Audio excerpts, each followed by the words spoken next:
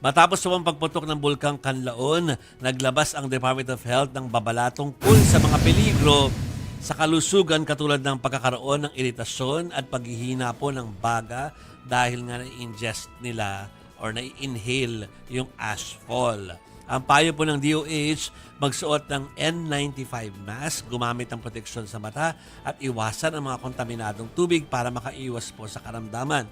Lalo na sa mga may pre-existing conditions at pinayuhan din po ng DOH sa mga ospital na i-prioritize ang mga buntis. Ang gate po ng DOH, sumunod sa mga babala ng mga lokal na otoridad para po sa kaligtasan. Hindi si Director Bacolcol pero kausap ni Cheryl kanina ang isa pang tao po ng FIVOX kanina at pati ODC yata, basta yung disaster agency natin. Na pinapadala na doon yung mga supply ng N95 pero hindi ito magiging sapat. So sabi nila, nagpa-procure na sila, sana po umabot. Ganun tayo Wala tayong stock Parang naalala ko, sabi nung PDRRM nila, meron pa silang 78 million na pondo.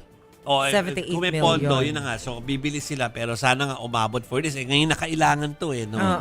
So, ang sinasabi nila, may mga ibang paraan naman po. Puntahan niyo po yung Facebook page po namin. Yung sinasabi yung mga basa na tela. Na tela. Lahat po yan. Alternative kung wala pa pong nakakarating sa inyo na N95 mask.